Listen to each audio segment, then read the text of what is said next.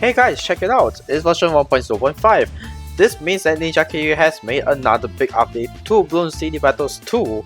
And let's check the patch notes. It says balance changes, Bloons, group blue eco videos from 1.5 to 1.3. Thank you so much Ninjakiwi. This will surely help the free-to-play player community a lot, and I really respect your opinion. And now, all the people from playing Bloons TD 6 will now want to play Battles 2, and now the player count will increase from 7,000 daily to 30,000. Imagine the player numbers. It's such a great update. Thank you so much Ninjakiwi. Thank you.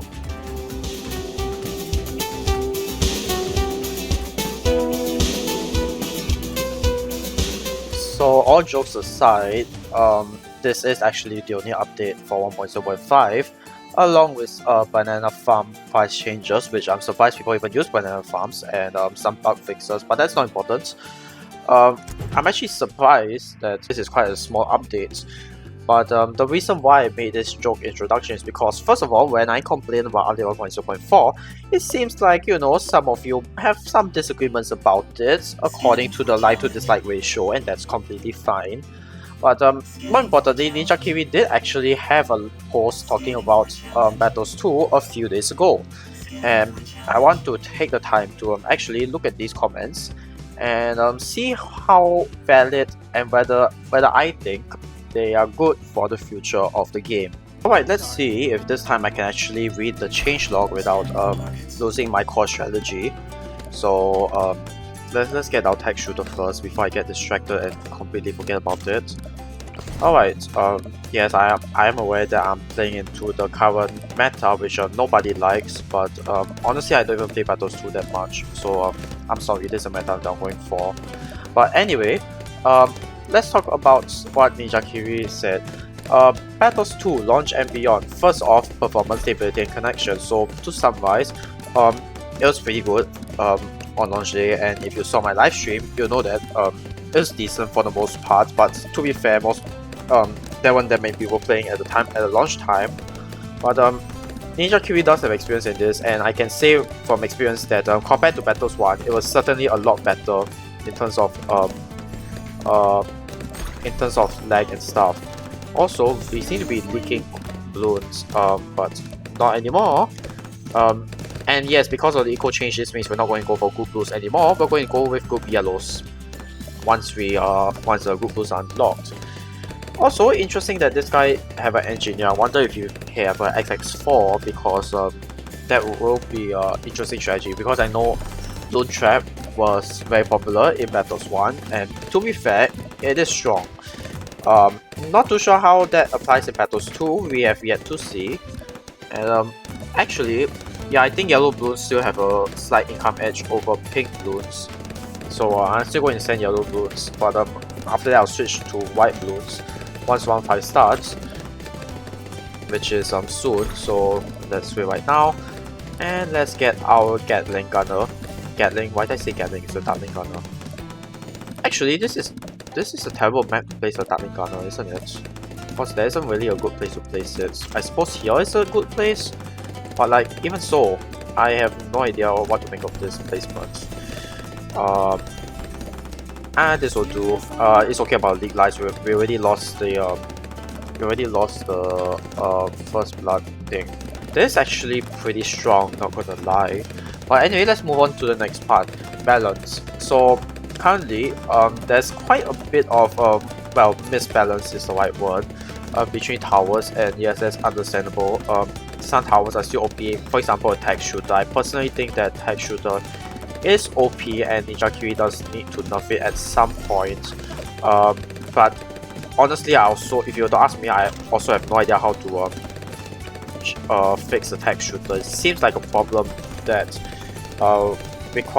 that's going to piss off every tech shooter user, including me. But unfortunately, that is how it is. But also, it's not just tech shooter. There's a lot of other towers that actually are mostly unused. And what I think Ninjakiwi is trying to do is to get more people to use those towers, which, fair enough, I do think it's important for them to get more people to use those towers. Also, let's get hot shots just so that we don't have to deal with those lead balloons later on. Okay, so my opponent indeed does have a blue trap, and he got this wizard. So his weakness, I think, would be good purples. Sorry, good camo purples. Yeah. So we're going to try that in round 12. We're just going to get a village first, just in case he tries anything sneaky on us. I don't think we need reroll. If I'm not wrong, camo purple should pass the blue trap. Let's give this a try.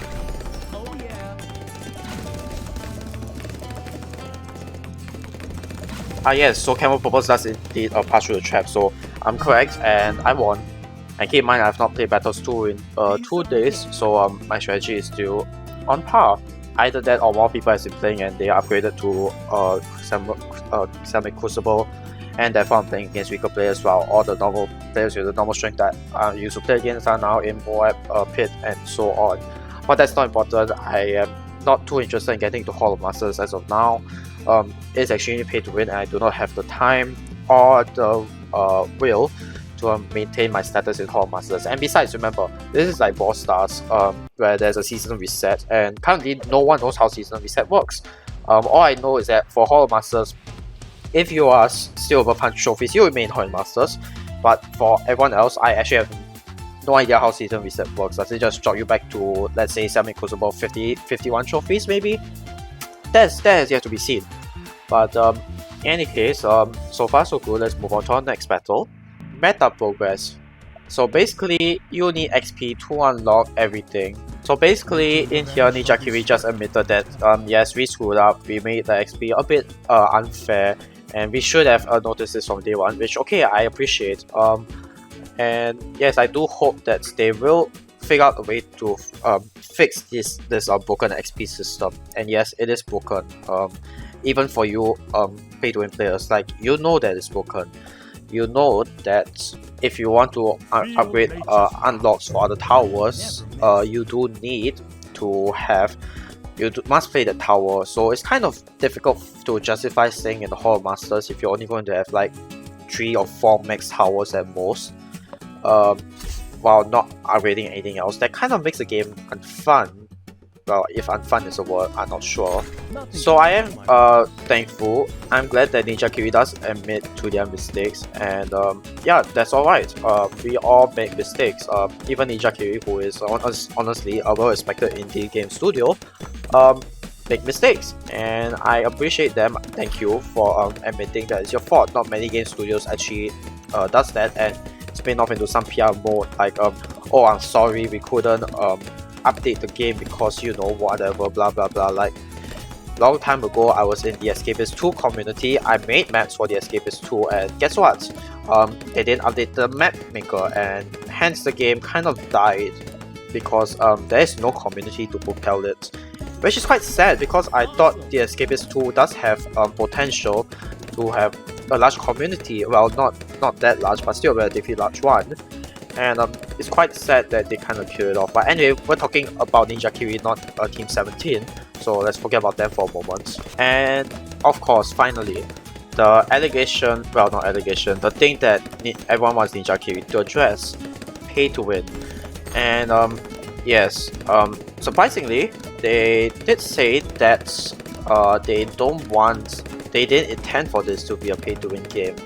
I say I'm surprised because it's normal for game studios to want to earn money from free-to-play games. That's normal, but currently the way that this game is made is unfair for free-to-play players, so-called, because if you end up having free-to-play players match up with those pay-to-win players, and it is not fair. And I actually do want to acknowledge their suggestion of Granular Matchmaking, which you can see on the 3rd paragraph, which is still up on screen. To summarize their idea of Granular Matchmaking, so basically they'll have people match against each other who have the same number of tiers unlocked. And I think, honestly, kudos to Ninjakiwi. This is actually a great idea, because it does indeed help balance out free-to-play players and pay-to-win players. Like, it doesn't matter if you're free-to-play or pay-to-win. All what matters is how much upgrades you have and what strategies you have. And well, yes, some pay-to-win players are obviously going to complain like, I paid so that, you know, I can get match up against the weaker players, and you know, move out the higher leagues. But again, it's more friendly to free-to-play players, and that I do want to thank Ninjakiwi for this suggestion, and I do want to see this implemented. Actually, I want to know how well this goes, and it'll be actually fun. Like, you know, for example, in Brawl Stars, I'm sorry, I'm using Brawl Stars as a comparison because it's quite similar in terms of gameplay elements. But in both Brawl Stars and Clash Royale, there are challenges where, well, challenges by some YouTubers. I won't name them because honestly, I don't watch too many of those YouTubers. And speaking of which, I should probably focus on my defense first. Okay.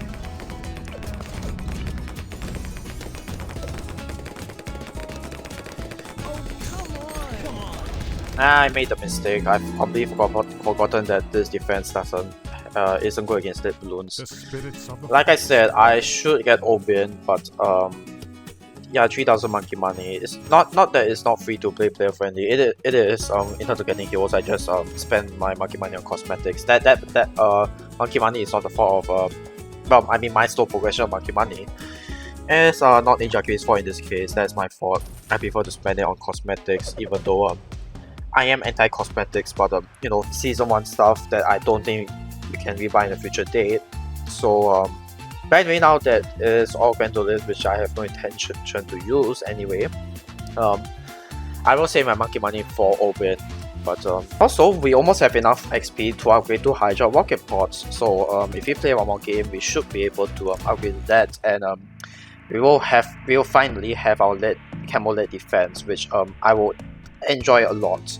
Now let's move back to Ninjakiwi's pay to win area of the post, and like I said, I do want to see this implemented.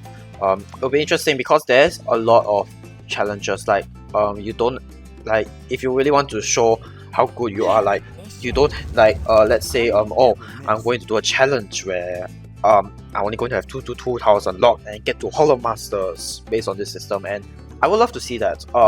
Unfair, obviously, and difficult for matchmaking, but it will be interesting to see if that is possible, if at all.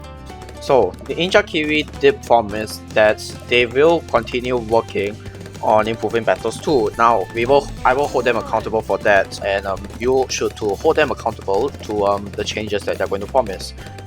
Just because this is a studio that I respect doesn't mean that I can let them off the hook so easily. We must make sure that they maintain to the same standard of quality that they always push out, so that our respect for them can actually be maintained. Now let's look at some of the improvements that they say that they are looking at. First of all, Tower XP system. They said that these changes might be coming, not confirmed, but they are acknowledging these changes. First off, Universal XP already in Battles 1, and they did acknowledge this solution, and they are interested in implementing it. And like I said, please implement it. I actually do not see any downsides, but of course, if there are downsides, do let us know.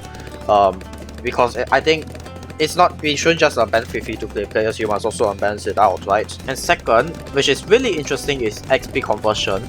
So basically, you can convert your XP from one tower to another tower, but it will cost monkey money. Now, unlike in, well, honestly, in Bloons TD 6, you get monkey money, you don't have to pay to win to get monkey money either, but you know what? Fair enough, but of course, this will still benefit pay-to-win players, because they get the bonus XP multiplier to get more XP, and thus you know, won't suffer that badly, and they can convert a lot more XP than you know, just us regular free-to-play players, which fair game. Like I said, if it helps us, like, doesn't matter if you're free to play or pay to win, if it helps us unlock other towers more easily, then I can respect that. And I think this will really help players, even those who are not looking towards getting a lot of other towers. It'll still help them get something, you know. Oh yeah.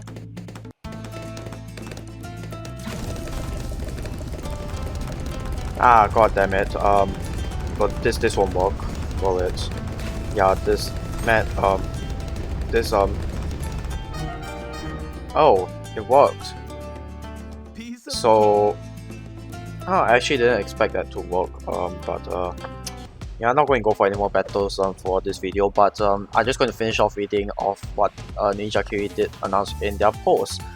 So, let's talk about the heroes. So, they say that we will be adding heroes from BTD6 as well as at least one odd for each hero as it is added.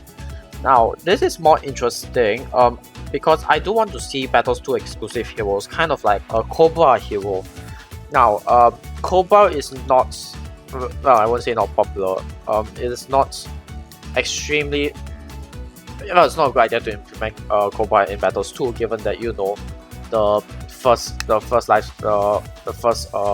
blood system and the no lives lost system. Like, if you have first blood, then it's kind of unfair to implement Cobra, because then people who use Cobra will just get that first blood system every time.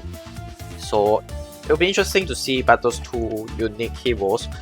I do want to know what Ninjakiwi have up in their minds. Like I said, it's an interesting idea. Player communication, so basically allowing emotes and text messages, and text messages is something that I really want. Messages was a thing in Battles 1 in the Flash version, and I really enjoyed that. Yeah, of course, you have some trolls who like to nitpick on you, but it was actually fun when you are matched against a respectable opponent. I mean, opponent who does respect you and they respect you otherwise. Maybe you can implement something like, I don't know, cooldown timer maybe, but like, I mean, people who troll also have time to manage their defenses, do they? Anyway, let's get high jump rocket pods, and ta-da! And we'll try that out in the next Battles 2 episode in I think Monday should be, and a 3-second window to say good game. Now I like this idea, but because I do respect my opponents regardless if they win or lose, but I would like it if you can have access to like a chat message, or like in Bloons TD 6, you have the follow button. Why don't you have like an add friends button? I think that would be really interesting. That way we don't have to like keep entering battles code. Like, again, I'm sorry for bringing this up again, but like Brawl Stars, you can have a friend system. And it'll be interesting. This will be, if they implement a friend system in this game, it'll be the first game in the entire Bloons series to have this system. And it'll be interesting to see how that would impact the community for Battles 2. And like on your friends list, you can show like total trophies, have a chat, whatever, like even have clans. But clans, I'm not too sure how they'll implement it in Battles 2 just yet. Maybe in the future updates, but so far I don't see a reason to have that just yet. Next, game modes and arenas. So basically they'll be lowering the Hollow Masters trophy requirement to 80 from 100. Now this is actually a change that I'm not too fond of, because even though I am well considered in the mid class of Bloons TD Battles 2 players, I do want the Hollow Masters to remain in a high enough arena so that we can actually distinguish like the elite players from the regular players. I really don't like the idea that I'm a regular person. I'm not the best at Battles 2 because, like I said, my micros suck. Have you seen my Bloons TD 6 racers? But my point is, lowering it may not be the best, because if you have too many people, you give too many people access to Hollow Masters, I think it might overflow this arena with way too many not skilled enough players. And yes, I do like the elo system, and I wish that more players can have the chance to play with this elo system. But is lowering trophies the right way to do it, or are they lowering trophies so that matchmaking can be easier? I'm not sure, and that's a problem. But that doesn't mean I won't stop them. Again, it'll be interesting to see where it goes if they were to indeed lower the trophies of the arenas. So if you can currently see, currently Ceramic Crucible is Unit 50 trophies, Mohammed 60. VIP Colosseum is going to be lowered by 5 trophies to 65, Superdome to 70, and then Hollow Masters will be 80, which is interesting. And speaking of which, this XP bonus, yeah, wouldn't it be nice if you give like the higher ranked players more XP gain? That will encourage more players to stay in the high arenas than dropping arenas back to I don't know, Yellow Stadium, let's say. so that they can face against weak players and gain XP that way. It's not fair. Next, casual mode and private matches, which I'm pretty sure private matches are already a thing. But anyway, casual mode, this is something that I really like. So basically no trophy gains, but you'll still earn full XP, but as a compromise you won't get battle points or battle chests, which okay, fair enough. This is still something that I want, just to farm XP.